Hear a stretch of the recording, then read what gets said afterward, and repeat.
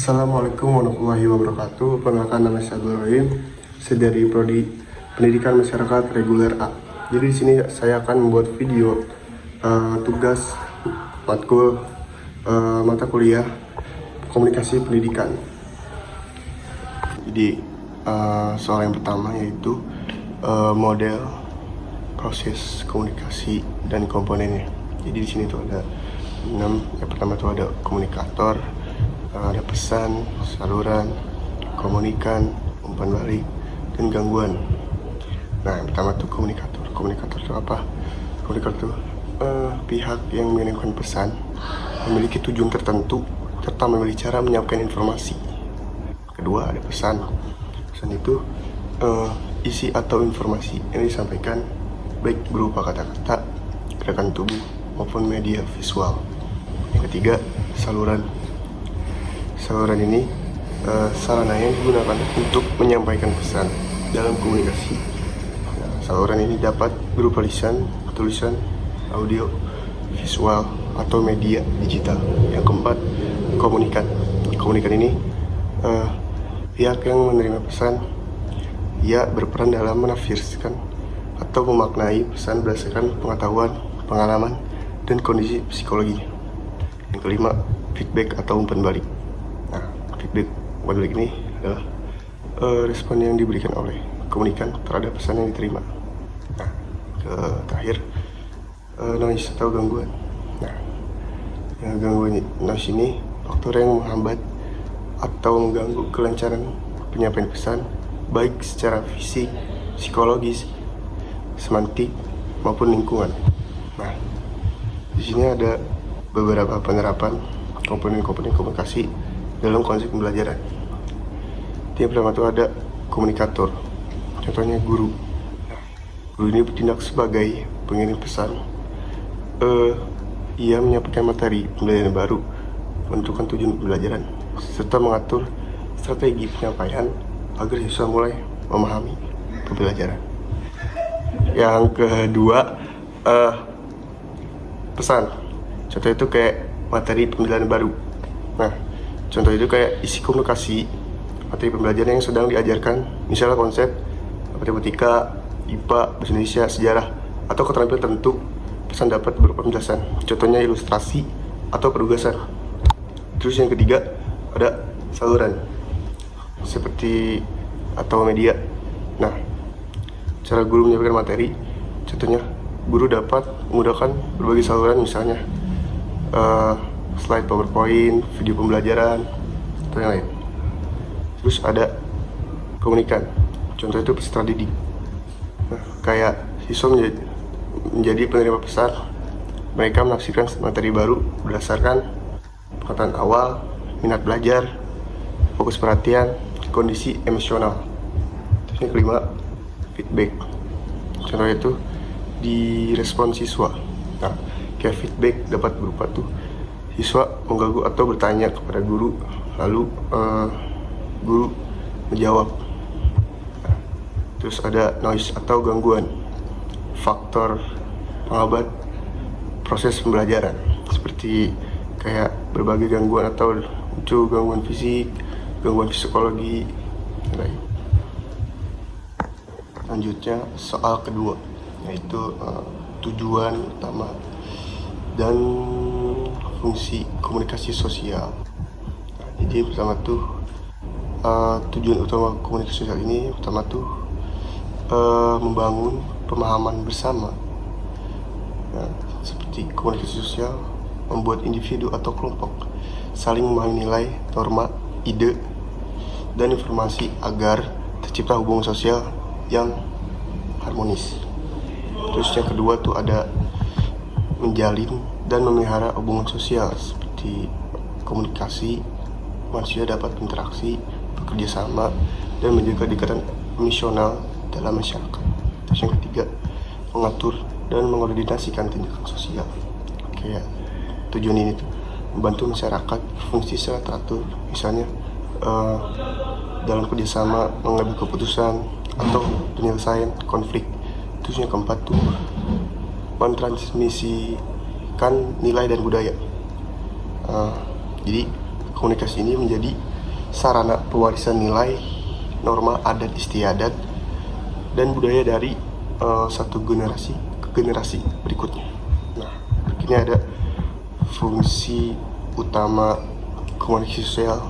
Jadi di sini ada yang pertama tuh ada fungsi informatif, fungsi persuasif, fungsi sosialisasi, fungsi kontrol sosial, fungsi rekreatif. Yang pertama tuh ada fungsi informatif. Fungsi informatif itu memberikan informasi yang dibutuhkan masyarakat untuk memahami lingkungan, mengambil keputusan, dan bertindak. Contohnya, berita tentang cuaca, informasi kesehatan, atau pengumuman kebijakan pemerintah. Yang kedua, fungsi persuasif. Fungsi persuasif itu mengajak, mengaruhi, atau mengubah sikap dan perilaku seorang atau kelompok. Contohnya itu kebijakan anti narkoba, ajakan menggunakan helm, himbauan pembayaran pajak. Ketiga, fungsi sosialisasi. Nah, fungsi sosialisasi itu membantu individu mempelajari norma, nilai, aturan, dan peran dalam masyarakat.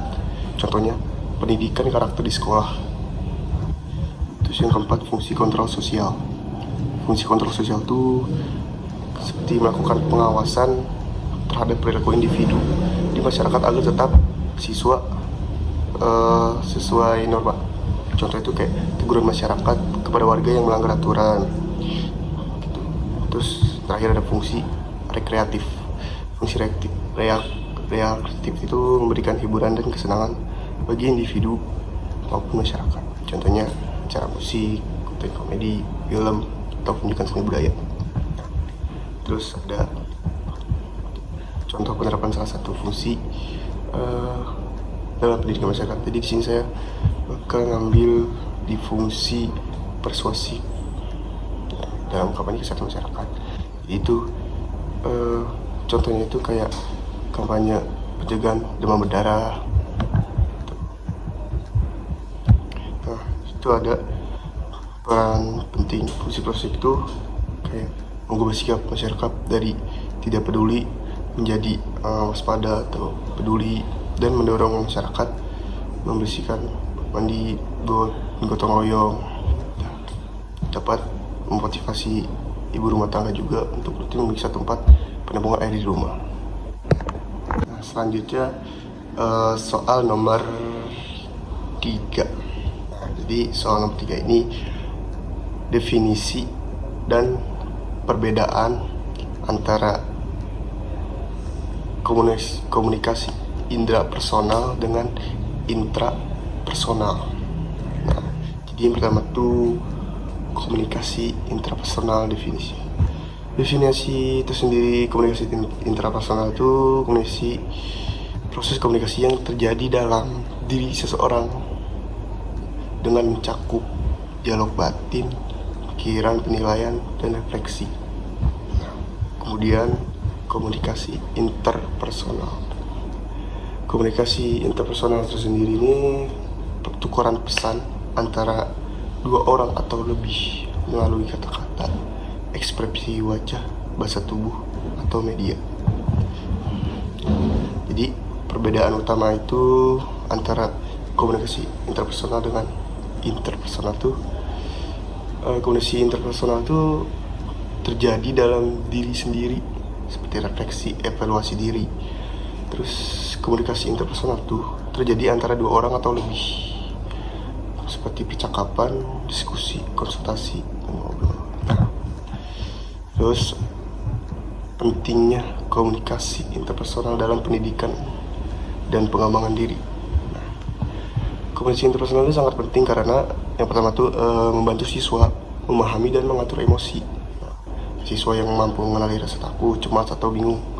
Terus yang kedua, membentuk sikap belajar yang positif, seperti kayak ya lebih dari positif gitu. Terus yang ketiga, mengoptimalkan konsentrasi, kayak refleksi diri, ya, membantu siswa menghilangkan distraksi dan fokus pada materi.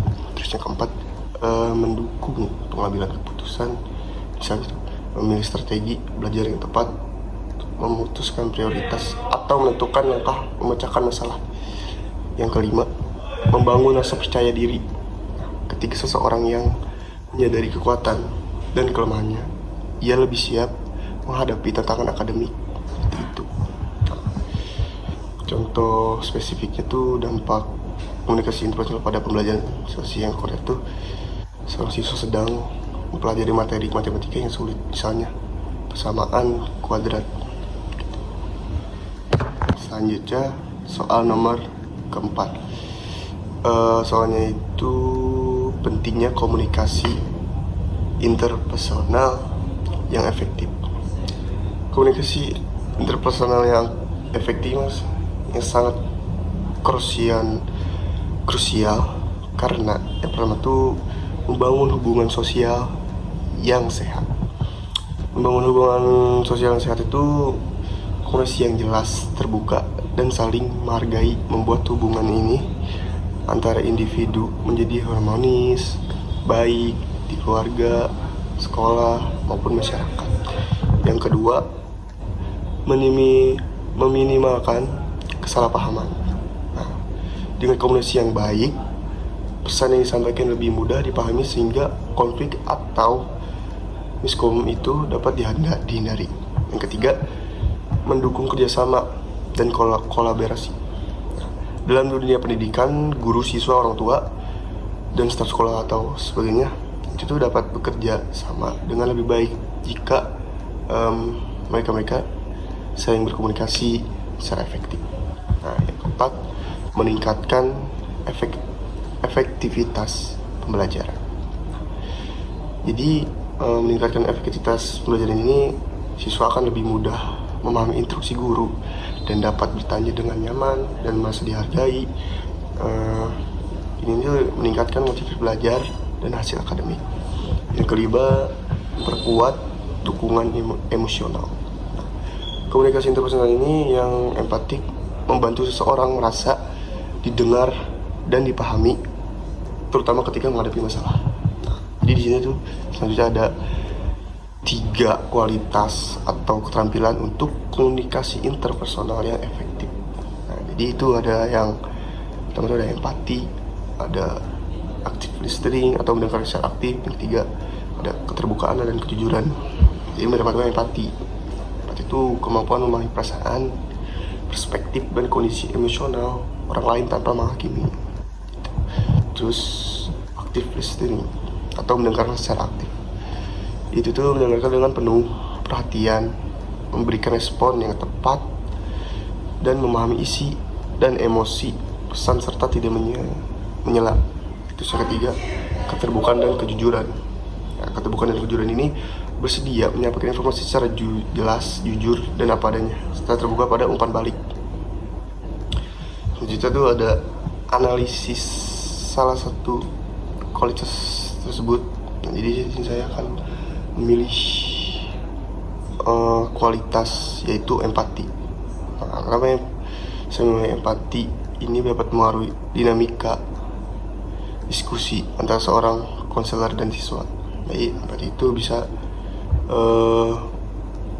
menangkap emosi siswa, memahami refleksi siswa, memberikan respon yang selaras dengan kebutuhan emosional siswa, menghadirkan kehangatan dan rasa aman.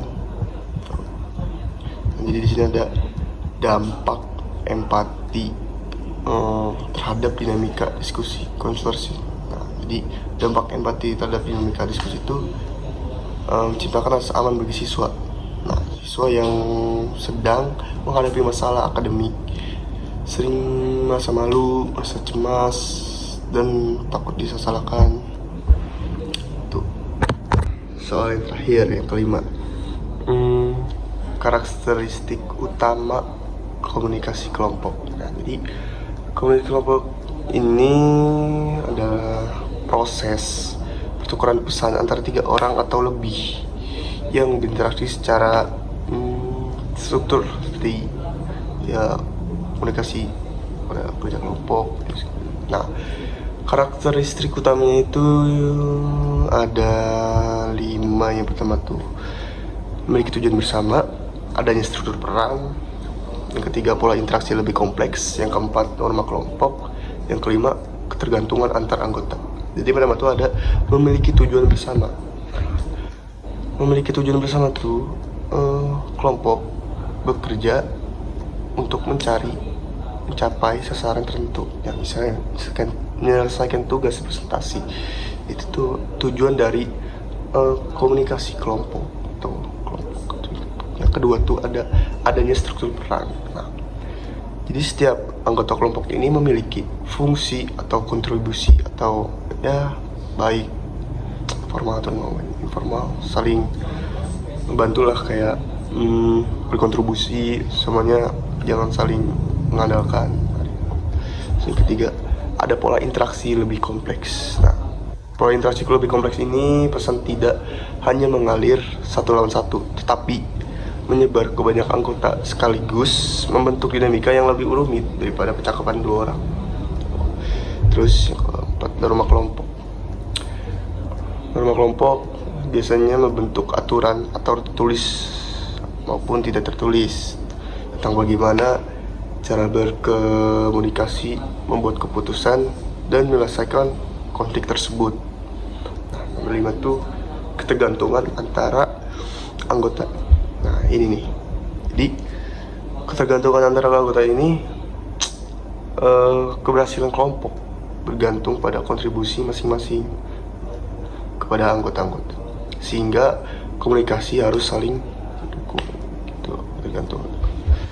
Terus ada mengapa komunikasi kelompok berbeda dari komunikasi interpersonal. Nah, jadi komunikasi interpersonal tuh kayak 2 orang atau 3 orang lebih, itu kayak kerja kelompok. Nah, sedangkan kalau komunikasi kelompok ini lebih kompleks, kayak banyak arah dan banyak mencapai tujuan bersama, pesan pribadi. Terus sini ada 3 peran penting diskusi yang efektif. Nah, jadi yang pertama, dalam komunikasi kelompok tuh berbagai peran muncul untuk menjaga keseimbangan antara tugas dan hubungan sosial. Yang pertama tuh ada task leader atau pemimpin tugas. Itu fungsinya mengarahkan proses kerja anggota kelompoknya, menentukan langkah-langkah penyelesaian tugasnya, menjaga kelompok tetap fokus dan tahu tujuannya gimana, dan mengkoordinasikan pembagian tugas kelompoknya masing-masing. Terus yang kedua, ada social missional leader atau pemimpin sosial misional. Nah, social missional leader ini fungsinya seperti menjaga suasana emosional antar anggotanya, memberikan motivasi dan dukungan antar anggotanya, membantu menciptakan lingkungan kerja yang nyaman gitu. Terus ada yang ketiga, ada information giver atau pemberian informasi. Pemberian informasi ini fungsinya menyediakan data atau fakta yang relevan gitu, dan menganalisis informasi yang dikumpulkan kelompok, dan memastikan diskusi berbasis pada pengetahuan, bukan asumsi. Nah,